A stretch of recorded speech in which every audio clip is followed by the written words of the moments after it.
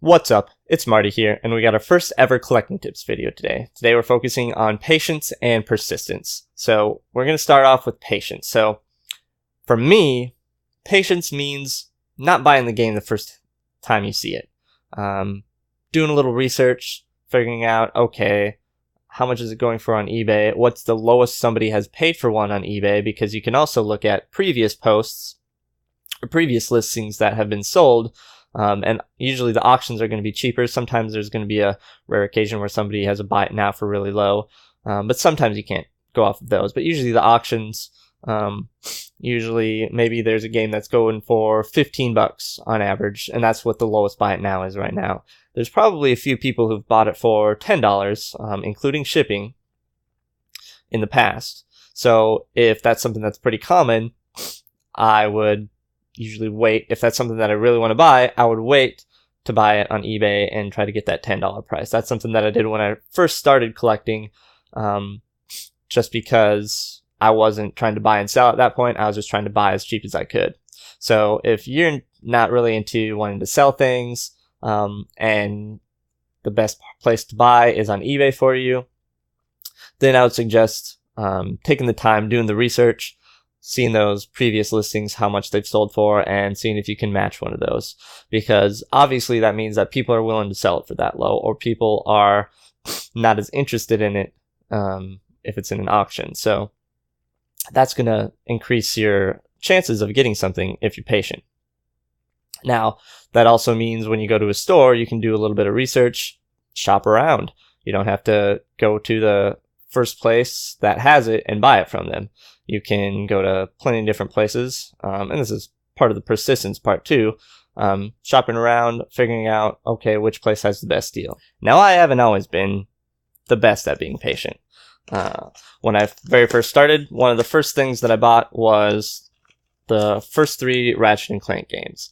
Now, these games, I think I got them for $15, so $5 a piece, that's not bad.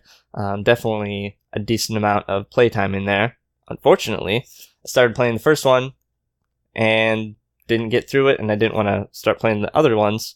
So really, I didn't get anything out of it. So 1, I didn't play the games. 2, maybe a year later, I got this, and it was on sale at Walmart for less than $15. So I got all 3 of the games HD, better versions for cheaper, on one more convenient disc. So that wasn't really the best buy for me. I thought it was a good deal. It sounded like a good deal, and it was a bundle deal, so it was better than if I would have bought the games individually. So sometimes just looking at individual stuff isn't going to be the best way to buy it. Now, some other things. We love Katamari. Another game that I was looking for a while. I just couldn't find it. So the first time I saw it, I figured I'd buy it. I think it was maybe $15. And it was part of a buy 3 get 1 or something like that. So I probably paid maybe $12 or $13 for it, which I felt pretty good about. I still haven't played it yet, but I felt pretty good about it. However, maybe a few weeks, a month later, maybe even 2 months later, found it in a local store for about $7 or $8. It didn't have the manual, but it was still a lot cheaper, and I would have preferred to buy it that way. So sometimes you really have to think about it, and you really have to weigh the costs and the benefits. Is this a game that I'm going to play right now, or should I just wait to buy it because I'm probably going to be able to find it cheaper, and I'm probably not going to play it before then. So those are some things that you need to weigh out. Now, another thing is persistence. So this kind of goes along with the patience, like I had mentioned, but you got to be persistent about things. And I don't mean you have to be persistent when you're trying to buy something from someone, persistent about getting a deal. That's just being rude. But persistence means you need to be going to the same places. You need to be always looking, whether it's looking in the same place, looking in different places. You always got to be looking for stuff. So one thing that I do is, luckily for me, I have a Goodwill that's halfway between my work and my home. So whenever I go home from work, as long as I don't have anything else going on, I stop there for a few minutes and look around, look at games, DVDs, electronics section. I found a lot of good controllers, a lot of decent games just from going there. And these are games that I wanted and I plan to play at some point. I haven't played them yet, but some of them I have right here. I actually have played this one a tiny bit, but Mario Party 7. I think I got it for like $2 or $3. Pokemon Coliseum. Another one I got for about $2. I don't think these had manuals, but they had cases, which is pretty good for GameCube games. Simpsons Hit and Run. These next ones aren't really that exciting. $2. Final Fantasy Origins, $1. And Crash for $1. So these are things that, I mean, I could have gone out and paid. I would have been happy paying probably $5 a game for all of these.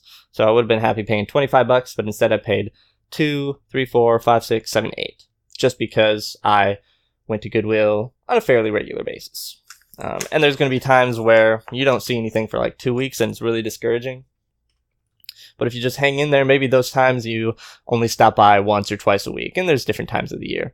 But you got to be persistent, and that also includes looking for things online, whether that's on Facebook, there's Let Go, there's OfferUp.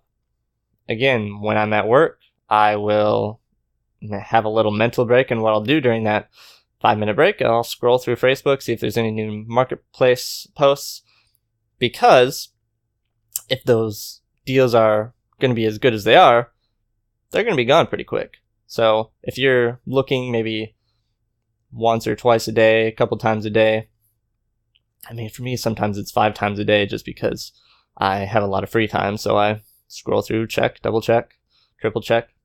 And sometimes I just randomly stumble upon something. Like the other day, I got some PS2 games and some DS games just because I was scrolling through Facebook. It wasn't on Marketplace. It was just in a local group. And there's selling DS games $3 a piece, PS2 games for $1 a piece. I got Kim Possible. I got Mario vs. Donkey Kong, Sega vs. All-Stars Racing, and I think I paid $8 for 4 games. So you really just got to be looking. You got to be willing to do the work, and sometimes it can be frustrating when you don't find anything for a while. But if you do it long enough, you kind of expect it, and you almost get excited every time you do find something because you're looking and not really expecting anything. Every time you see a new post or a new listing, you get a little bit of excitement. You might not be a good deal, might be way overpriced, might not be something you need, might be something you already have. But it's good to constantly be looking, constantly be searching. And that's when you need the patience, because there are going to be a lot of times where you're not going to be able to find something. So patience and persistence, that's what you need when you're video game collecting. I hope this helped. If you have any questions, if you think I'm an idiot, if you think there's something that I missed out on, please let me know. We got plenty of more videos coming. I got plenty more collecting tip ideas, so stay tuned. I'll see you next time.